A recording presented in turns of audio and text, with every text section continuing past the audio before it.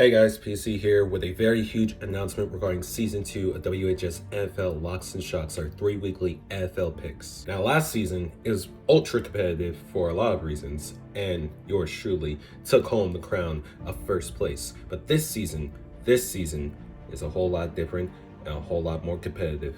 Because in Season 2, all 6 of us will be representing a charity of our choosing, and the winner of Season 2 of Locks and Shocks will be donating a minimum of $150 to their charity. Our week 1 picks will not only be posted in the latest audio episode that will be posted today.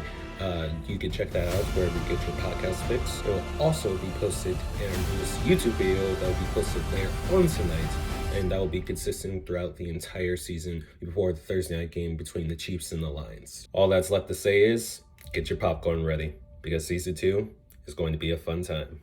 Without further ado, I'm going to jump into my picks and the charity that I chose. Charity that I chose for Locks and Shocks this year is something that is near and dear to my heart.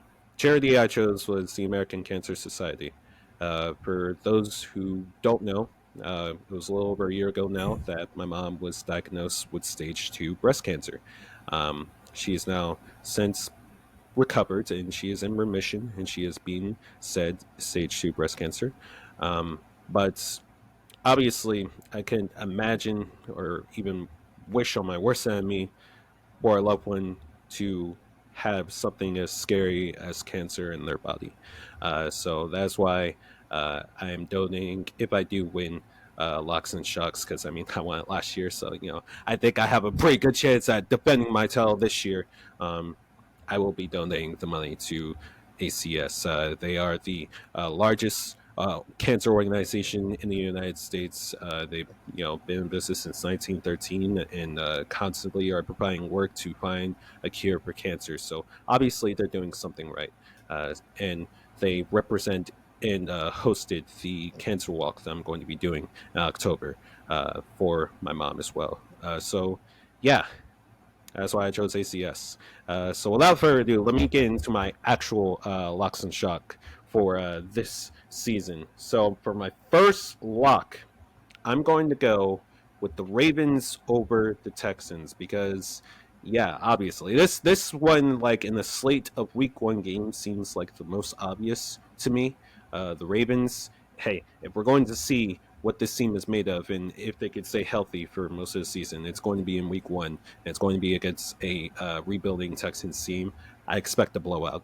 Second lock, I'm going to go with the Jaguars over the Colts. Again, another AFC South rebuilding team. Anthony Richardson, he's going to get a couple of oohs and ahs from the crowd. But the Jaguars got scary good this offseason. They added Calvin Ridley to the rotation of weapons that they have on offense. Trevor Lawrence, I think, is going to take a huge jump this season. And the Jags are going to be a team that is going to be a sneaky threat to come out of the AFC this year. That's my second lock. And for my shock of the week, I'm going with the Steelers over the 49ers. The Niners, as talented as they are defensively and offensively, it doesn't matter if you don't have an identity in the QB room. And right now, they're putting, it looks like that they're putting all their trust in Brock Purdy. But if I knew one thing about the Steelers and Mike Tomlin, is that Mike Tomlin always has an answer to certainly, a quarterback that now teams have tape on. And Brock Purdy was Mr. Irrelevant for a reason. All right. He has a great system. He has a great talent. Don't get me wrong. Great system, great talent, great players all around him. But it won't mean much if Mike Tomlin forces Brock Purdy to put the team on his back. And with this talented defense that the Steelers have, TJ Watt, led by TJ Watt, and the offense and natural chemistry that I've seen from the preseason between Kenny Pickett, George Pickens, and his weapons, I think the Steelers are going to shock the world once again and pull out the upset, giving 23-20 over the 49ers.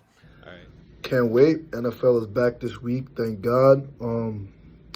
Can't wait for this week. It's going to be amazing. But my two locks are obviously my Ravens over the Houston Texans.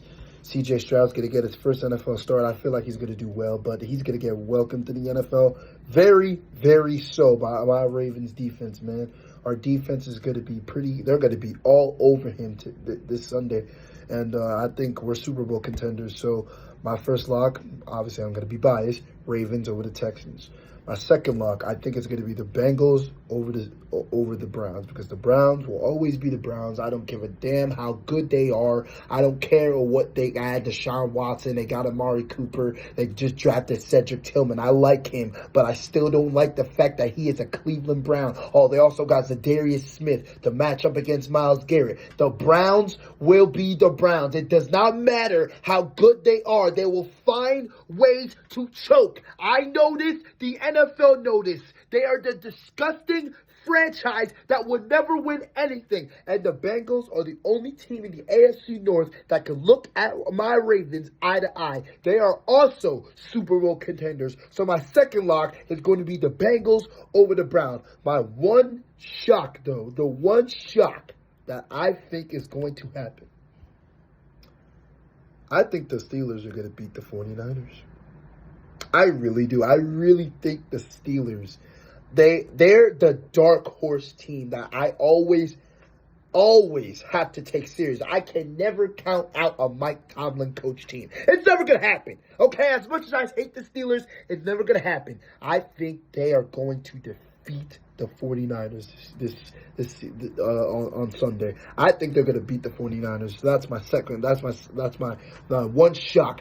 The Steelers over the Niners. And the charity I'm representing St. Jude, because St. Jude, they always find ways to cure cancers, to cure kids, man. Kids having all these diseases, man, when they should be out there living their childhood. They do whatever it takes. They know what they're doing over there. St. Jude's, I'm representing St. Jude's this whole NFL season, and I got the kids because I love the kids, okay? I love the kids. I love seeing children happy. I love seeing children live their childhood. I love seeing that. I love seeing children, bond and not have to battle a historic disease, man.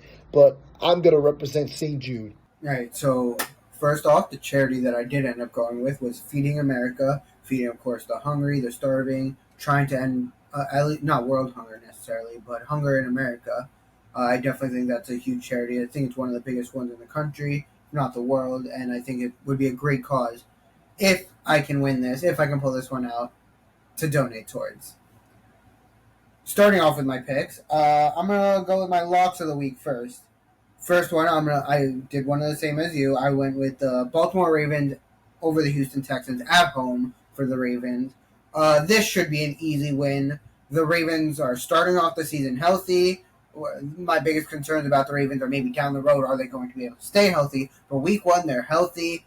Lamar's looking to prove himself. He's trying to start an MVP caliber season. The defense has been revamped. The wide receivers have been revamped. I think this should be an absolute domination by the Baltimore Ravens. And if it's not, they will certainly have a lot of questions to answer. My second lock of the week, I ended up going with the Minnesota Vikings over the Tampa Bay Buccaneers. This has less to do with the Minnesota Vikings than it does to do with the Tampa Bay Buccaneers, who I just think are going to be absolutely terrible this season. Not a big fan of their coaching staff.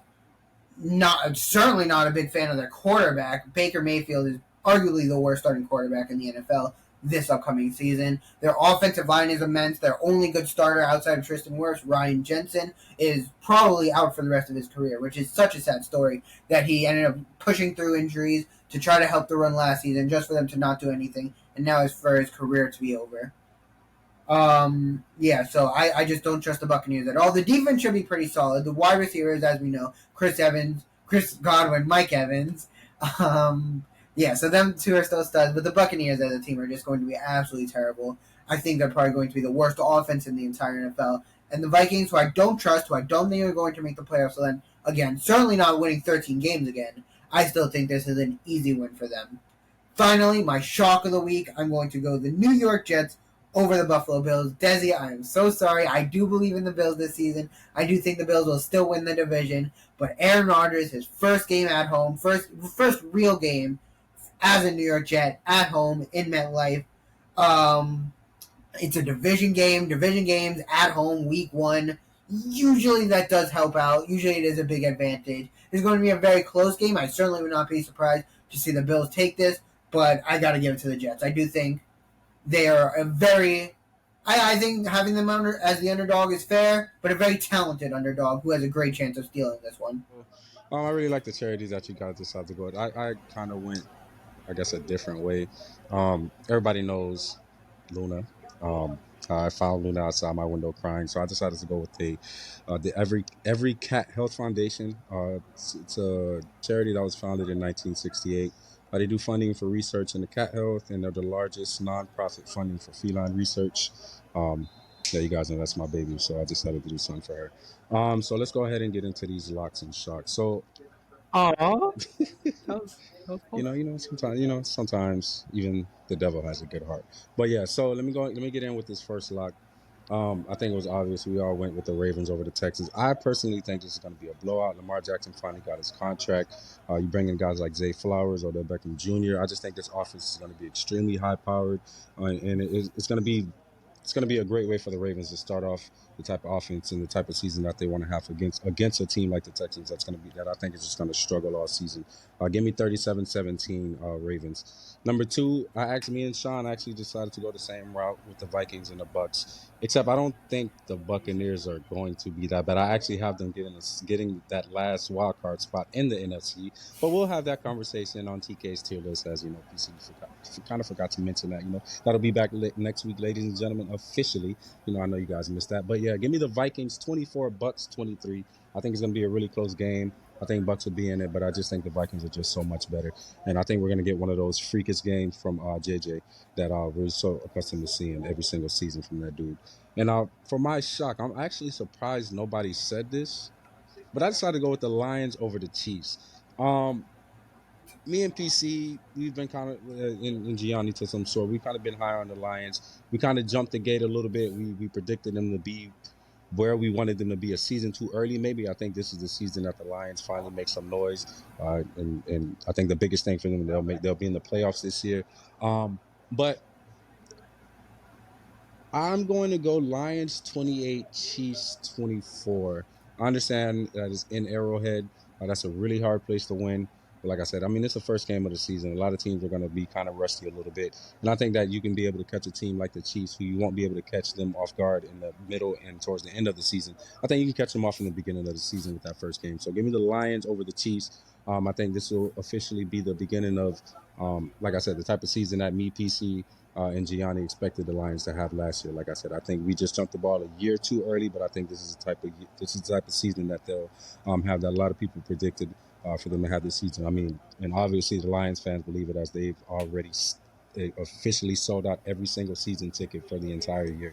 So yeah, Lions football they're gonna be very fun to watch this season. Okay, so the charity of my choice is for Oak Cliff, based out of Dallas, Texas. And the reason I chose this charity is because they are based literally in my community, and also the values that they bring. Their main goal is to aim to liberate Oak Cliff from a systemic oppression through a culture of education while increasing social mobility and social capital.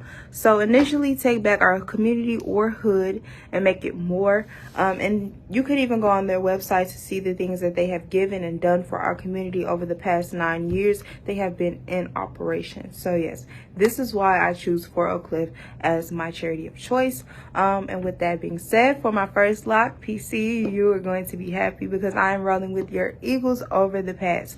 Mac Jones against that top 5 Philly defense. Despite Philly being on the road, I just can't go against them, especially not against the Patriots. So yeah, give me Philly for my first lock. For my second lock, I'm gonna go with the Saints over the Titans, and I know it'll be a bit tough because of the Titans defense. The Saints don't have AK, but I do trust Derek Carr over Ryan Tannehill, so that's why I'm sticking with the Saints. And for my shock of the week, the Detroit Lions over the Kansas City Chiefs. The Detroit Lions are just a very sneaky team. They shook so many tables last season, losing a lot of games by single-digit points. And now the Chiefs are now without Chris Jones And it's looking like they are not going to have Travis Kelce also due to a hyperextended knee. So, yeah, that's another reason why I'm rolling with the Lions. My charity is the Salvation Army. I want to help, people in need. There's been an issue, I feel, even with the pandemic and everything. People, like families, are having issues and stuff. So I would like to, help out and everything. It was something that I've been thinking about for already like over a year or two. So that's something that I take pride on. And for my picks, my first lock of the week is going to be the Commanders over the Cardinals. We know about the Cardinals, honestly. They're going to be a mess. They're probably going to go 0-17.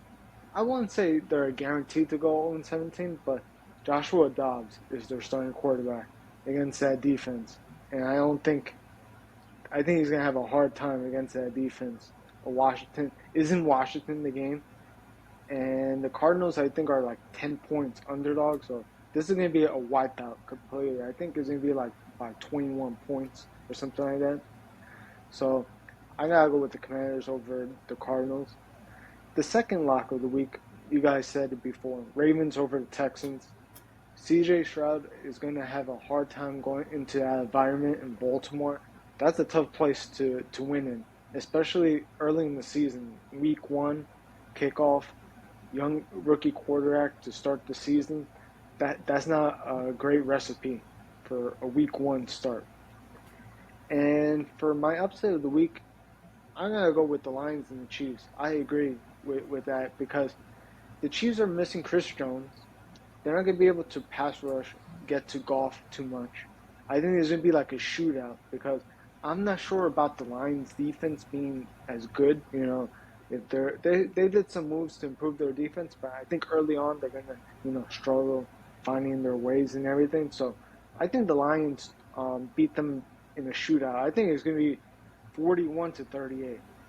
Hey guys, this is PC here, the co-host, director, editor, you get the point. Well, I hope you enjoyed that video. Make sure to like it, of course, and subscribe while you're at it. It would mean a whole lot to me. And make sure to check out the audio EPs that are always going to be in the description below.